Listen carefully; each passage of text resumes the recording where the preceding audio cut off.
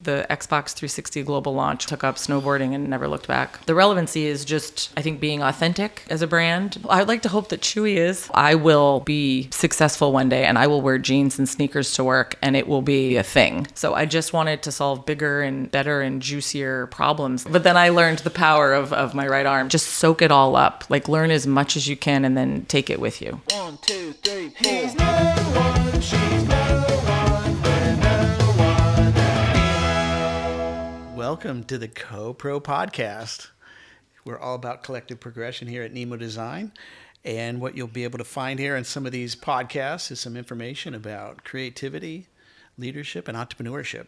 And today we've got Kara Fullmer with us. Sweet. And we're super stoked that you made time for us because I know you're super busy and you got a lot going on, but as you come through Portland, we really appreciate your time. And then some of the roles that you've played, golly, what a list. Let me pull out I've had a journey. My list of stuff here. Again, and it's been a journey, and I want to connect the dots here. Okay. As we kind of go through some questions together. But again, today you're sitting in as the head of marketing and creative operations in the Chewy Studios. Yes. And so you got a big title there, lots of responsibilities. Yes. And again, your home base now is in... I'm in Fort Lauderdale, Florida. Our headquarters are in Plantation. It's about 20 minutes outside the city. Yeah. I know where that is. All right. Okay. That's a good one. And then think about all the other experiences that you had coming into this. Again, I know you from JDK when we got to work together when I was a photographer. Yep. And some of the projects there. You were at Cinco and you had some management responsibilities there. Yep. Man Bites Dog Design, Razorfish, Happy Lucky. Yep. And you got to help me with this one, Shock. Shock. Shock. It's pronounced Shock, yeah. Thank you. Based out of Chicago. Yep. Yep. And then we'll kind of go through some of the things that you learned there. But again, working with brands like EA, Nike, Microsoft, Dell, Xbox. Yeah. Remember those journeys that you shared? Yeah. Burton, Sobe, and Yes. even the brand Merrill. So, Yeah. And now Chewy. Yeah. and now you're on the Chewy game. So there's plenty of great stuff that, has got you into the seat at Chewy today. And so we'll kind of go through those as we get into the questions. But one fun thing that I like to do is kind of pull out an icebreaker starter kit. And out of these, I'm going to pull 3 cards out of the deck. And you can pick any one of them, and then you have to answer the questions. Okay. I'm going blue. All right, It's my blue it favorite is. color. Okay. What's something you did as a child that your parents still retell the story about? This is a good one. So my sister and I had a contentious rivalry-style relationship, and I don't know if this is good or not, but she wanted to manage me. Like all the time. She was older by 2.5 years. And she's going to hate that I tell this story, but I'll never forget just being like, I just need you to stop. I just need you to stop. She was telling me something that I didn't want to hear when I was little. And so I picked up a rock and I had very good hand-eye coordination. And all I could think of was, like I need you to, and just winged it at her and just chipped her front tooth. Yep. And my grandfather was there at the time visiting. And so I got schooled not only by my father, but my grandfather too. I got an earful. Yeah, that was good. But then I learned the power of my right arm. So I had to I had to keep that in check for the rest of my So how old were you? rest of my days. I was probably 22? 5 or 6. Yeah. And she was like 7 or 8. Impulse control at that age is challenging. And where'd you grow up? What's that? Where'd you grow up? So I grew up all over. I was born in Astoria, Oregon. My dad was a search and rescue helicopter pilot for the Coast Guard. Random. And so, so we lived all over, always near the ocean, which was awesome. So I always have an affinity and a love for the ocean.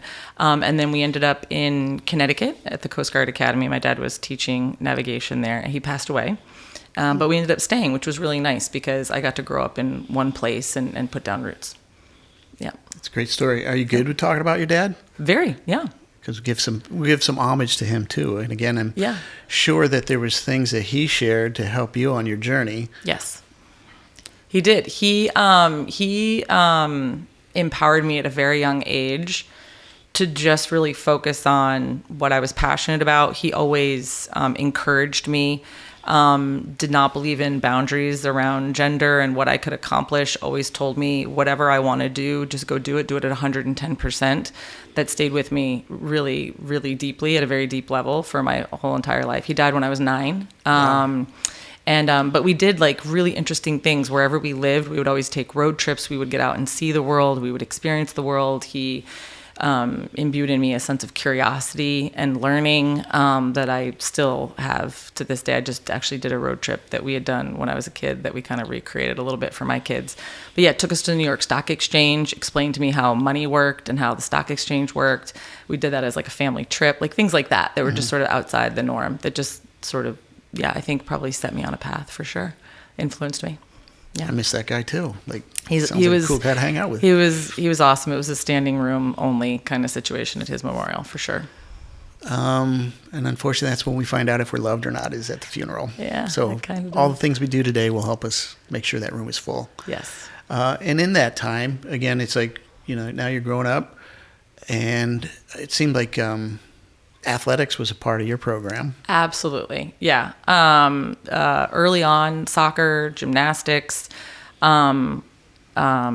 just running, just being outdoors, a mad affinity for being outside, the ocean and the mountains, rock climbing, like just using my body, just like being physical and exploring nature and just getting outside was always like really important to me. There was no video games or, any of that. And TV was, just something kind of you did in the evenings maybe. And, back when you had to actually, I was the remote control. I had to get up and change the channel. So, that got kind of boring kind of fast. But no, just kidding. But yeah, I think outdoors and just sports. And it was at a time when you would be outside from, the minute, especially during the summers, from dawn to dusk. We would be outside just playing kickball and tag, and like there'd be a whistle and you'd come in for the night, and I was just outside constantly. Yeah. And then found the mountains, and I started with skiing, and then, flipped the script probably in 95 to snowboarding. But I had skied for about 12 years and was on the race team in high school, and then took up snowboarding and never looked back. In 95, were you making friends as a snowboarder, or are they still hating on you? No, they were still hating on me. I was weird at the time, and I was a little bit late to it at the time. I found out later once I joined JDK and gotten really embedded in the Burton snowboards culture and everything. But, yeah, I picked it up from a guy that I was seeing in college and got a used secondhand board and K2 tricky, and it was a little board, but I could move that thing anywhere I wanted it to go, and just that was it. I never looked back. Amazing. Yeah. And also in that era, there's always a pivot point for young people. And it's something I'm always trying to get better at, is trying to help people find their path. Mm-hmm. And I find that usually the people that are sitting across from me on these interviews, it comes pretty quickly. Like they find that fork in the road, or they find that passion, that North Star, and then they start their journey. Yep. And when I look at where you've been, it's been, in the creative pretty early on. Because again, when you went to university, it was on the creative field. Yep. And where did that start for you? Like, for me, it was in high school. We were very fortunate that one of our teachers saw early on the power in video and storytelling, and set us up with. They started a optional study hall that you could go into and do video production, and they set it up with our local cable access station, and I signed up for that. And me and a group of kids, and we would go over there a couple times a week. So we started the Waterford High School News, and so I was part of that, producing, directing, talent. Like, we did the whole thing and put that on, and that just sort of sealed the deal for me. I'm like, I want more of this. You have to remember, I think, MTV had been in existence for maybe 10 years by the time I graduated from high school, which was in 1991. And there was just something about it that I just wanted to be part of. Something around, at the time when I was looking at colleges, it was all about editorial. So going into like, CNN or something was like the place that you would kind of end up, or being in the news. And I knew I didn't want to do that, but I also didn't know if I wanted to be like a filmmaker. But I knew I wanted to be telling stories through motion. And so I ended up finding a program at the University of South Florida in their new mass comm program, film, photography, and video. And so that spoke to me. And so that's what I did. It was, and then I also got a degree in creative writing, English lit creative writing. So I knew pictures and words were going to be somehow in my future. Yep. And made it still to this day, right? It's the bedrock of everything that I'm involved in. You're 1 degree separated probably from all the responsibilities that you have at your current role. So congrats. Thank you. It's like if you were, you've got a couple young kids. I do. A 10 and a 7.5, almost 8-year-old. Yeah. And they're coming up and they will be on this journey as well. Yes. Is there some sound advice or wisdom that you could share with those kids to help them find their North Star? Yeah, I think about it regularly. I think it's one, having access to things. So there's a lot of serendipity, I think, that has to come into it too. And then also knowing yourself and then feeling confident enough to follow when that fork comes, to follow it and not have noise and other voices kind of cloud your judgment in that. I think because, actually going back to the theme, like with my father dying young, I was forced to listen to that inner voice more than maybe other kids, and had a level of independence. And I had to go against my mom. Like, she was really worried at the time that I was going to choose this path. And I remember telling her, no, I will be successful one day and I will wear jeans and sneakers to work, and it will be a thing, because she had to grow up and work in an environment where she wore skirts and heels to work every day, and I'm like, I'm not picking that path. So it was a conscious choice. So I think for me, it'll be, and my kids, I haven't actually had those conversations with them yet. I think it's more just helping guide them towards their interests, and then giving them enough leeway to explore it, and then figure out if they want to continue to do it or not. And then not, try, fail, learn really is a big one. We talk about it a lot at work too, as one of our principles at Chewy, but I think I apply it in my home life too, in my personal life, and with my kids. Like, just be curious, explore. And then once you find something you like, put your foot on the gas. Yeah. Seems simple. It seems simple. But it's not. I think a lot of people spend a lot of time finding out what they love or what they're passionate about and how do they make a career. And there's a lot of choices. And so sometimes maybe that's hard. But I think start broad, right? Like for me, like I said, it's words and pictures. Mm-hmm. It's storytelling. And then it's a matter of, okay, how do you apply it? And I've had some, like you just rattled off. I mean, I've had a lot of different jobs. I've bounced around. I've also had some what I call anchors, where I've been somewhere 5 or 6 years. And that's where I landed somewhere where I'm like, okay, I'm still learning. Like, I have more to learn here. I'm growing. There's still more I need to uncover and explore that will then set me up for whatever's next. And as long as I'm learning, like, you got my attention. Yep. And along those paths too, there's usually a mentor, somebody that really kind of helped in that direction. And I'd love giving credit where credit's due. Is there a story that you could share with a mentor? I've had a few. Chrisanne Finnegan, if she ever hears this, that'd be awesome. But I worked with her. She was my boss at, Sonolus Studios, which is maybe not on that list, but it was my first role out of college. And it was a production studio in Waterford, Connecticut. They had just opened their doors. And that's really where I got my start. And as a production assistant, I was making $7.50 an hour.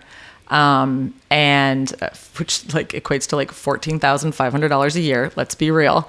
And it was my first job. And, she just opened my eyes to, I think, like learning on the job, like, and the idea that it was just a continuation of my education. Like, I hadn't made it. I hadn't got there yet.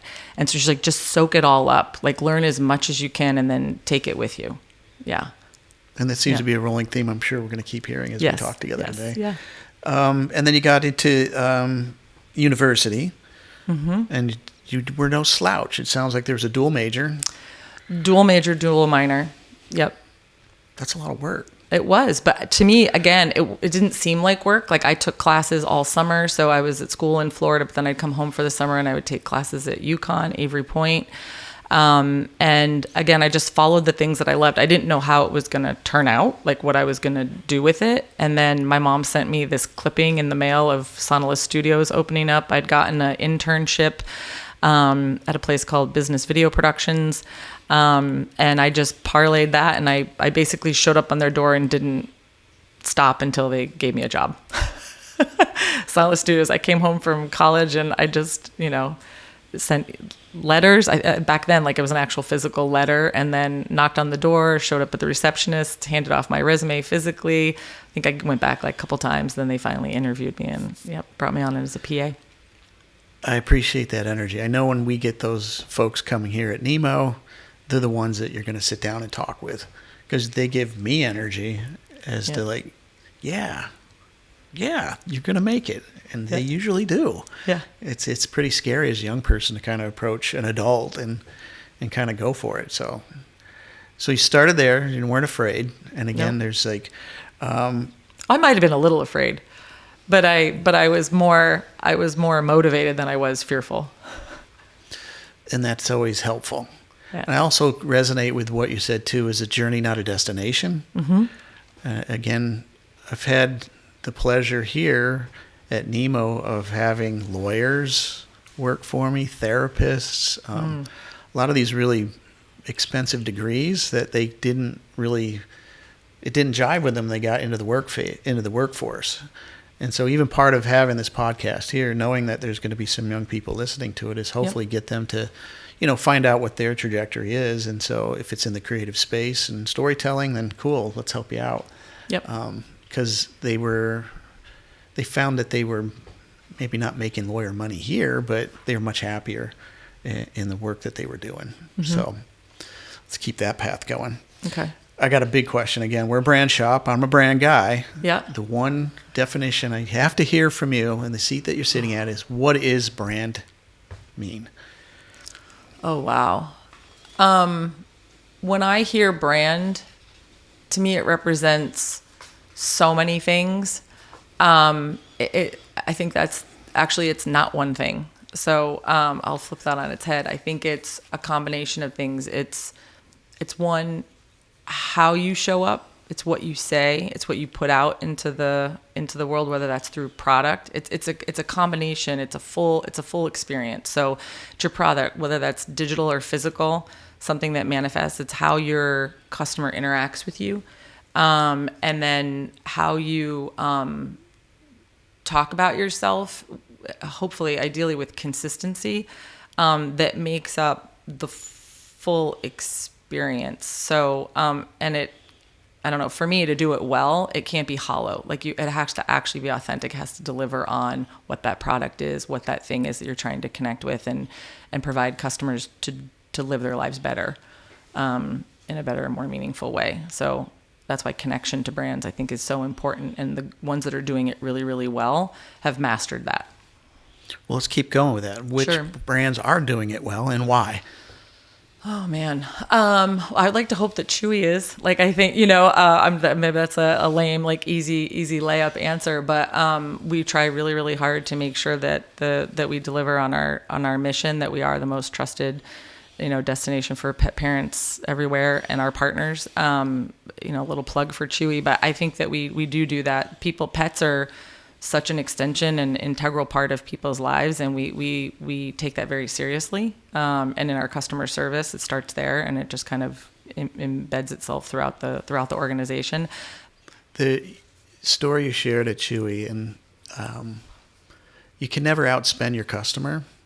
And I always got moved by the stories that I've heard from your customer service people, not your brand and marketing agencies, about folks that have their pet pass away, and some of the things that they do to help those people grieve. Yep. Well, it's part of the process. So when you have a pet, that's all part of the process, and we're there for you at every step of your journey. That's it's not just about the sale, So.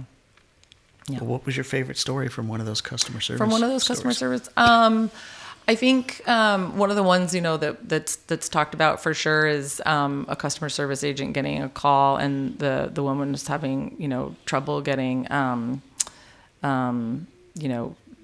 their food delivered to their door, so they called a local pizza delivery company, paid for them to come and deliver them a pizza, and asked them if they could pick up the dog food and bring it up the stairs for them at the same time. And so they went way out of their way to make sure that they got what they needed. Yeah. nothing less. You know, your $1 billion brand, you can get a pizza guy to help out. Yeah.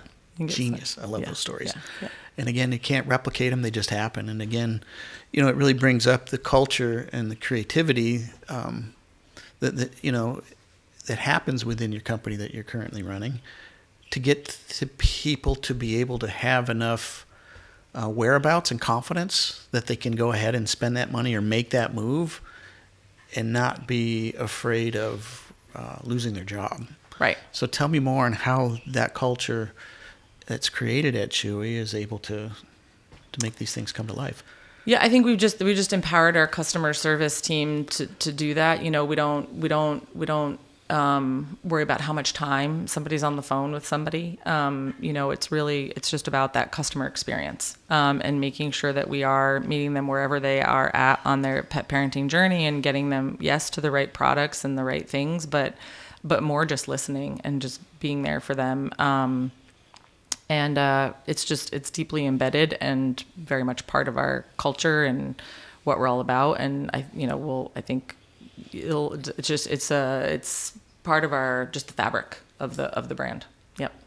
I hope it never goes away. I know, me too. You know, as brands evolve and change, I hope they keep that piece of it. Yeah, and it filters through, I think, in just our culture and the way that we work. I know in studios and in my teams, like it very much is part of who we are, and we take that then to our internal customers, right? So our stakeholders and our partners, and we want to show up well for them and go out of our way, go above and beyond to deliver. And I think that, you know, when you move from the agency side to the brand side, that can be a really difficult transition. For me, I've always led with, the yes, but, so I try to bring that customer service to my team and embed it within my team. And how can we get what our stakeholders need, who are working on behalf of our customers, to get them what they need, and not say no, but say yes, but, and then it's a matter of trade-offs and compromises, and how can we make it happen and do it, in a fast and efficient way.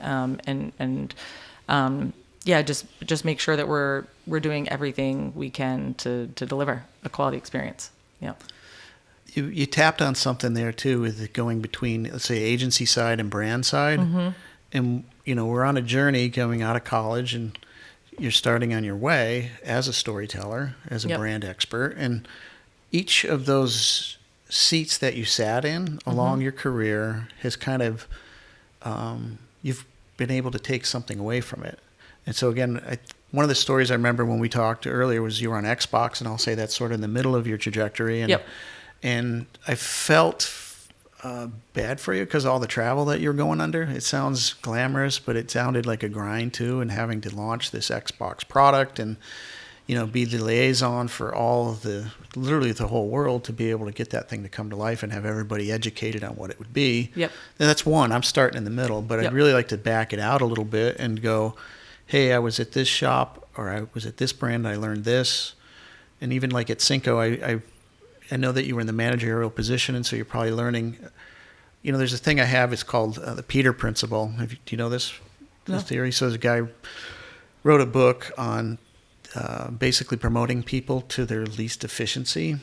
Oh, interesting. Yeah. And so in creative, it's really difficult. They're very unique and special creatures, and you promote them to managerial positions, they usually fail.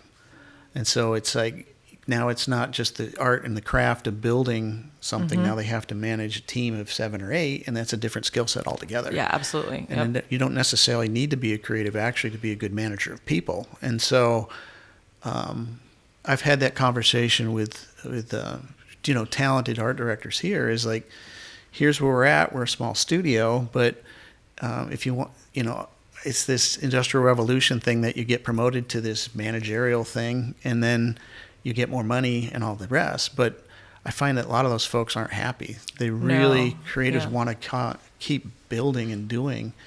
And And I'm okay with that. Like, yeah, I think you have to have two different tracks. There's just like, in the corporate world, you call it an IC or a people leader. And so IC being individual contributor. And I think there needs to be a path to just be singularly focused around the craft of creative, right? And so, and not feeling like you're less than if you don't want to become a people leader or take on a bigger program. Like maybe you just want to fine tune font, like, and that should be okay. And like, there should be a place for that. But, yeah, I think in my own career, I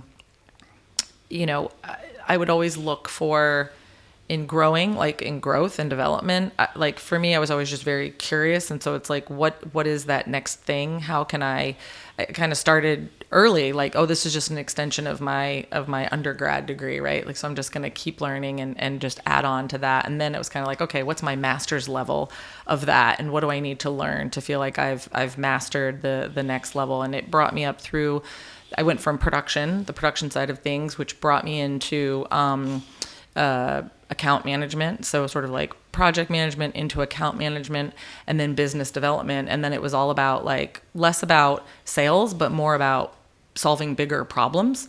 So I just wanted to solve bigger and better and juicier problems that clients had, that brands had. And that brought me sort of like up the trajectory of the account management world on the account side, which brought me and ultimately to JDK. And then that's where that was the next path fork, because I knew that action sports and that side of the world was way more interesting to me than in, insurance and banking. And nothing against insurance and banking. I think some of the best creative of the last like 10 years has come out of the insurance world, right? Because they're like, we gotta do something different here, which is awesome. But for me at the time, it was like action sports. And so that became this new interesting space to learn and to grow in. And then from account management, business development, it was like, okay, now how are we building our capabilities to support this, and how are we functioning, and what is our pricing model? And it became more about the operations side of it. Like I just kept going like a couple of clicks deeper and a couple of clicks deeper until I felt like I really understood it all. And that's when I ended up at Cinco and as a managing director and running the business and partnering with the owner to solve, again, like bigger and better and juicier problems that brands were facing. One of those, namely, so the Xbox 360 global launch was one of those that really sparked something in me, that global level and working with other agencies and partnering to bring something to life for a customer. And that was it was an experience that started with the pitch on the packaging itself and then became, brand agency of record and helped build that whole thing really, really closely with the brand marketing team. And then I was like, I want to do more of that. I want to do things that change people's minds and perceptions and experiences. And then when I got to Cinco, that next opportunity was around EA and E3 versus EA Play, and creating and taking it out of the E3, like the typical trade show conference thing where they were just speaking to the software launches and all that, but not getting it out to the customers and letting players actually get their hands on the games. And so kind of reinvented that model, and that was really exciting to be part of that too. So yeah, just always looking for that next thing. Yeah. And then you got to get to, why Chewy? Yeah. So got a call. It was as simple as that. I think, and I had so the one thing I didn't talk, so when I was at Shock, so along that trajectory, took a little bit of a tangent and worked at Shock based out of Chicago, and became the on-site vendor overseeing the Nike global digital commerce effort. So shooting all the full catalog for the Nike product across all their brands globally. And then, but that set me up for the e-commerce piece. And so when I got that call from Chewy to come in to run Chewy Studios and the creative team at the time, it was just on a bigger stage, more influence, bigger impact. And I'd never been truly on the client side in that way, on the brand side. And it just sounded like a really interesting challenge and that next level thing that I would get to do. And it was a much bigger team than I'd ever had before, over 100 people. And I was ready for it. And so that's what took me to Chewy. And pets. I mean, it was a space I hadn't really been in before, but I'm, an avid pet owner and pet parent, I should say. And it was a magical combination of things, of events. Yeah. Congrats. Thanks. Whew. Yeah. It's a big journey, good focus. And along the way, too, is like you've got to collaborate with your teams. So you've got a diverse group of people all over the country. Mm-hmm. Can you explain, at any point in your career, a collaboration that just led to an unexpected breakthrough? It was probably the Xbox work, I think, because we were working with, it was the first time, now it seems like, well, of course, because there's all these large conglomerates of agencies like working together under a single umbrella. And so you can tap into a different agency for all the things that you need and bring the right team together. But at the time that didn't quite exist. And if it did, that's awesome. I just wasn't aware of it. And so we kind of created it. So the working really closely with the Microsoft brand marketing team at the time, we basically built like a new model and a group of agencies that came together under a single brand brief. And so briefed in the AKQA, briefed in McCann Erickson, briefed in 72 and Sunny, briefed in Edelman, briefed in, like all these different groups to come together to pull off that launch on all the different, all the different paths that needed to come together: retail, PR, the actual event, the media event, the advertising, the packaging, the brand design itself, all the things. And then we were that hub working arm in arm with the brand team to ensure that execution, and then that the identity and the brand, stayed true to what the vision was. I'm just having a fanboy moment. Is this true or not? This is like legacy. I heard that Michael Jagger in the pitch ripped his face through a piece of paper or something. Yes. So the whole the whole emphasis behind the change, right? Because it went from this black box, which was this very like aggro thing, and so he was showing like we're breaking through the box and we're going to create a different moment, right? And he was really showing how that was where they were as a brand, and that we wanted to go to this calmer inhale and invite people in. We didn't want to be that aggressive outward, video gaming trope that it had been, but really more invite people into this world that they could experience. And so even the gesture of the console and everything was this inhale, which was in opposition to the way that the brand had been, perceived and the way that had been marketed to, prior to that. Amazing work. I remember working with, on the launch too, as a photographer. I got a call from Wired magazine to shoot, what was his name at Microsoft?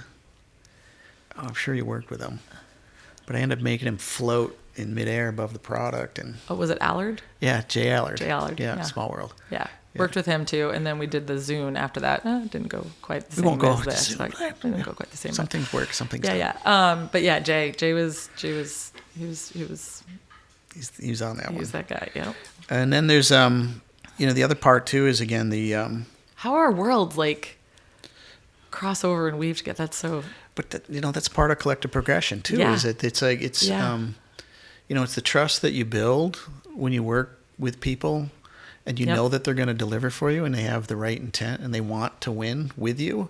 Yep. Because, I think for our agency, it grew out of an era of I'm the creative director, my shit don't stink.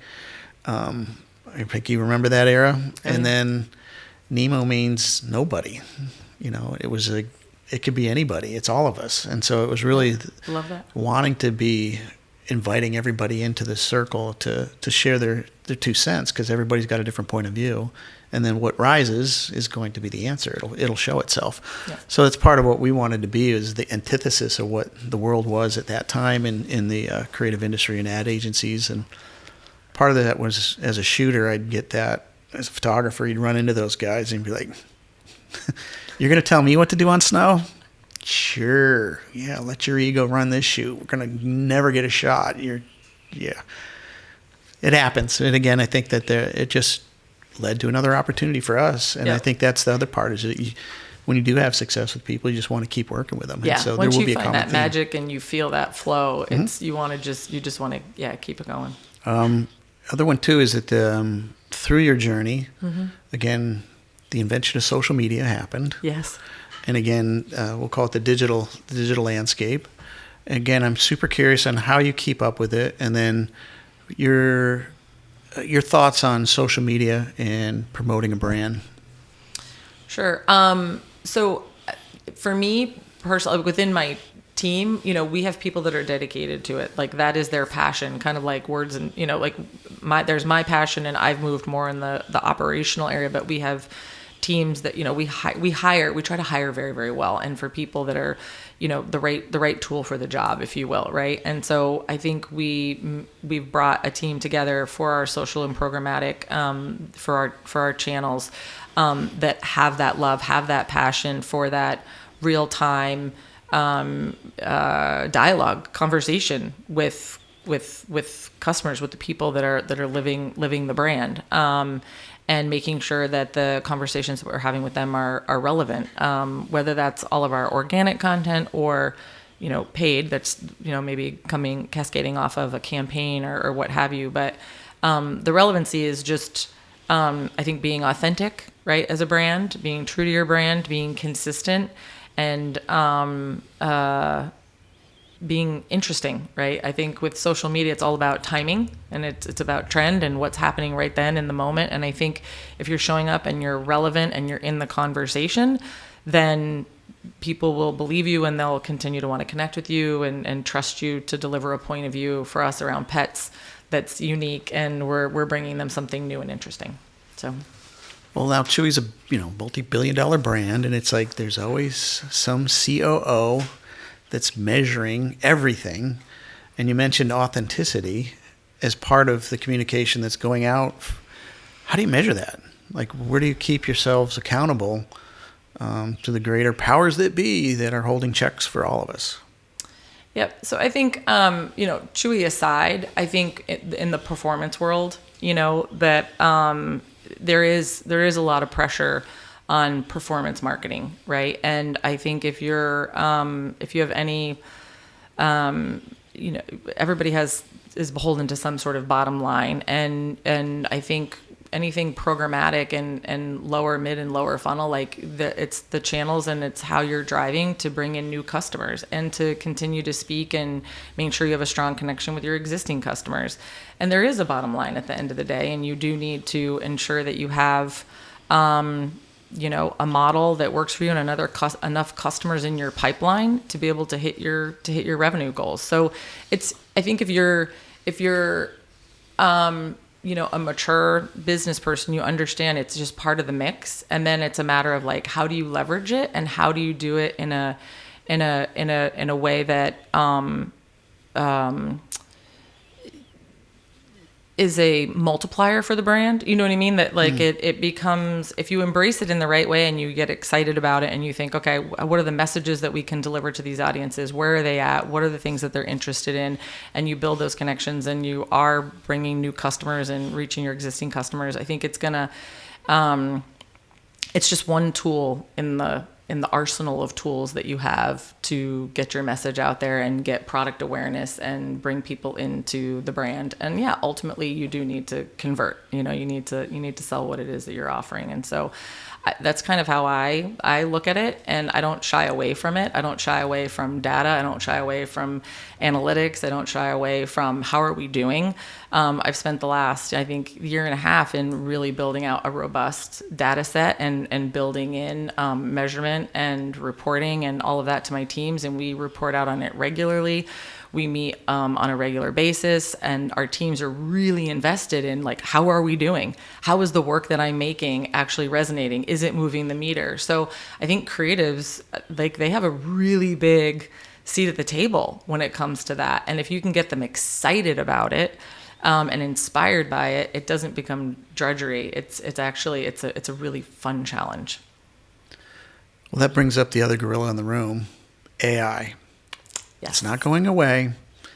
Yep. Any thoughts on how it'll affect our businesses moving forward? Yeah, I think it'll be interesting to see what happens. I mean, we're obviously, I'm sure everybody's looking at it and figuring it out. And I think, generative AI is, yeah, it's it's interesting. I think you have to figure out what's right for the problem that you're trying to solve. I think for me personally, it's a little, you were talking about fear, right? It's a little like, it's a little terrifying. But I think at some point you have to figure out how to harness it, how to make it work, where is the right place to use it.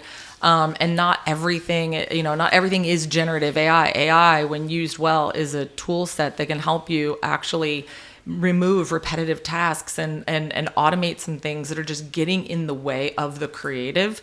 And so when I think about it, that's how I'm trying to apply it and use it in our work, and think about what we're going to use, what we're not going to use. There's a lot of filtering through. There's some stuff out there that's not great, or it's not there yet. And so, we're just keeping eyes on it. We're keeping eyes on it. And I think right now it's more about how can it help us, as opposed to detract from what we're doing.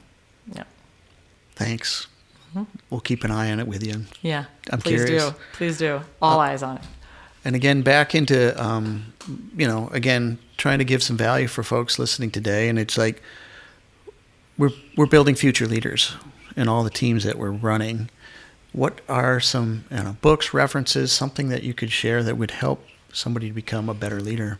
Sure. There's a lot out there. For sure. I think for me, more recently, there's a couple things. Essentialism is one that I've spent some time with and apply some of the thinking to my day-to-day work, which is just getting things down to the bare essentials and removing everything else. I think the higher up you go in leadership, the more important that is to maintain focus and ruthlessly prioritize and not get distracted, in order to actually be able to really achieve something, achieve your goals, and see through an initiative, and not waste resources. Conversational intelligence is another one that I've read recently, and I've been doing some work around and applying it, which is to have a really meaningful conversation and communicate clearly, with authenticity, and manage conflict resolution in a way that leaves both people feeling better than when they entered the conversation. And that can be really hard, and you have to understand where people are coming from. And so that one's I think really important. Communication, especially in today's world, there's so many different ways in which we're doing it, whether it's in person or virtually or whatever. You don't know where the person the conversation they've just come out of, and what they're going into, and so you kind of have to meet them where they're at. That's another one. And then actually not even a book necessarily, but just went through some agile training with my team, and that was actually really, really interesting, to go through that, not necessarily for software development, but how we could apply it in the creative space. We have a few agile teams, but some of the philosophical things behind it, and not switching context too much. I know for myself, it's really important. I'm not a good multitasker. I go deep and have sort of an immersive focus. And so it was interesting to kind of hear that played back, that if you context switch too much, you're less productive. So I better write that down. Yeah, I'm doing that all day. I can get you more on that. But it was a little bit of an aha moment. They gave us like an exercise to do, and you weren't able to finish it if you were jumping back and forth between the two tasks, versus if you were able to finish one and then move on to the next one, you're actually able to get more done. So yeah, sounds simple, but actually in reality, yeah, very difficult. And that goes back to the focus, the essentialism too. They're actually kind of hand in hand. Yeah. And again, if somebody's coming out of college right now, is there any words of wisdom that you could share to help them on their journey? Stay curious. Simple. I like it. Now, being in the Chewy seat, is there a little pet at home? Yeah, we've got two. So I have a Labradoodle, who we actually, when I was living here in Portland, that we got. She's awesome, Rosie. And then we have our rescue, our COVID rescue, Pico de Gallo. He's a Boston Terrier, and he's just a rad little dude. Yeah, he's funny. I hear he's got some special skills. He does. Oh gosh, what did I say? What are his special skills? Oh, he's what? What's the invasive species that's... Oh, iguanas. Yeah, he's our iguana hunter. Oh, it's... yeah. He likes to chase lizards. Could care less about squirrels, but yeah, just wants to chase lizards all day long. So random. So random. So random. Yeah. That's about it for me. Is there any questions? Where are you going to go to dinner tonight? I think I'm going to go to yoga. Yeah, and then probably just grab something. Yeah. Perfect. Yep. Love it. Thanks for your time. Thank you. Loved it. Thank you.